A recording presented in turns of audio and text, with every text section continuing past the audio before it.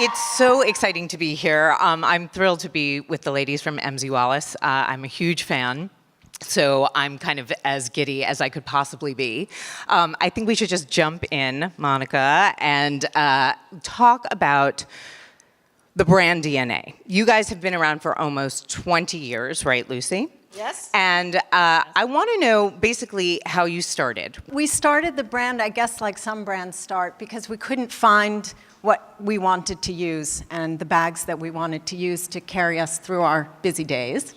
And we wanted something that was practical and utilitarian, but really great looking. And we didn't want to compromise. And we felt like it was always a compromise, fashion for function.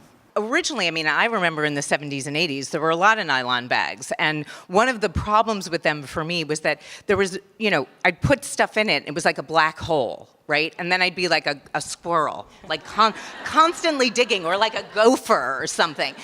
And one of the things that I first noticed about your bags, because I am a longtime fan, was that not only were they lightweight, but they had a zillion, quadrillion pockets for everything. So what was the decision to use nylon, and then how did you intuit this idea of a place for everything? That's what I like to call it in your bags, that there's a place for everything. Well, we wanted to use nylon because we wanted something that was lightweight, that was durable, that was water repellent, and that was crushable. The way that we really differentiated ourselves was that we pair the nylon with really expensive Italian leather. And when we first began, and we went to the factories, we were producing here in New York, the factory was like, what are you doing? Ladies. They would say, ladies. Don't waste your money. Why are you doing that? Yeah. Let me tell you something. You're cutting up the nice leather leather. guys. Let me tell you, ladies, a good idea. You have a bad idea, and I'm going to tell you a good idea. And, So wait, what is that? Is that product-splaining? What do you even call that? Exactly. Design-splaining. Yeah, exactly. But back to your question about the interior pockets, because that's really important. Yeah.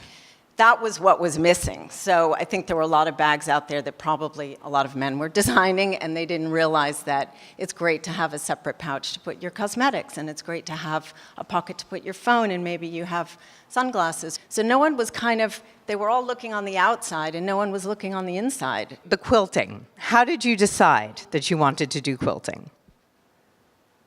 We both loved quilting. It seems so classic. Yeah. So it really was this idea of how do you do something, take basically kids' backpack material, and then add super fancy leather, and how can you make it still affordable but feel aspirational? But do you think maybe we should take a look at some of those bags? Yes. Yeah, we were talking about the people who buy the bags. So we were thinking she's sort of your business working woman. This is one of the bags I was talking about. It's from the Crosby collection. It's called the Downtown Crosby. This whole collection has 3 straps. So it has the chain strap, it has the crossbody, and then in here. Which, to the best of our knowledge, no one in the market is doing, hopefully. It also has a leather strap. And with it is our hero product, I would say. That's the medium Metro tote. It has the 6 pockets inside, as well as the bag folds into the pouch, which is kind of great when you're traveling. People tell us, I always bring it traveling. So it folds in there. But I tend to keep sort of cosmetics and pens and whatever. So this is our Metro backpack, which has been hugely popular. That's a new color for us for spring, and you guys bought into it. We've done camouflage since our first collections. Yeah. And this is an example of, looking around and saying, wait, this belt bag thing is for real. And we can do it in our own way. So some people wear it like that. Some people wear it, on the waist, and it's great for traveling, great if you're just running out for an errand. Yeah. So we were sort of thinking about our traveler. So we were thinking that she was sort of getting ready for a trip. This is the page. It's in the Bedford nylon, which is not quilted. It's sort of pleated. You sort of always feel dressed, I would say. She's carrying the large Metro tote, which people tend to buy for travel, I think, more than every day because it has 3 pouches inside. Okay, she is sort of I think she's our mom. And the bag she's holding is the large Sutton. And this bag, because of our customers, became sort of an adopted diaper bag because it has a detachable crossbody strap that fits over the stroller. Her little bag is called the Micro Crosby, and that we introduced last year, and we thought, okay, we'll give it a try, because we were walking around and no one carries a wallet. No one carries money or change. So we were like, what's up with that? This bag works for everybody. I mean, We ordered this imagine- one and we sold out in like 3 Yeah. days. We couldn't believe it. Yeah. And she's sort of our college student who has a backpack. It's a Crosby backpack. This group kind of came out of customers asking for, we want quilted, but we want the pockets that you have on the pleated bags. So we thought, okay, we're going to make sort of a hybrid. So when she graduates, she can go for a job, and she has a very polished backpack, and she has her computer, and she's good to go. So it was a good investment. And this is Here is Christian. the cute guy who's realizing that MZ Wallace is for everyone. So he has the gym bag here. And what we've noticed, because we have so many travelers coming, is they started asking for travel sleeves on bags.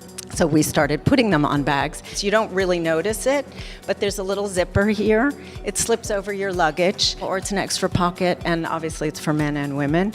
And again, the Metro backpack, which looks just as good on Christian as anyone else. So And you're now also sort of catering to the idea that men will use them is quite important. I do want to know what's next for you. What does come next? Well, funny you should mention that, because we are very excited, because after a ton of work and a very long time, we're going to be launching men's this year. But we're pretty confident that it will be for women too. Right, exactly. Exactly. You know, when we started the company, what we wanted to do and what we wanted to make, it's unchanged. It's the exact same. We haven't changed our mission. It takes a long time to build a brand. And so, we're having a lot of people. There was something just recently like, oh, this is the brand, like in the last year and a half, it's all over. It's all over. It's actually 20 years. 20 years.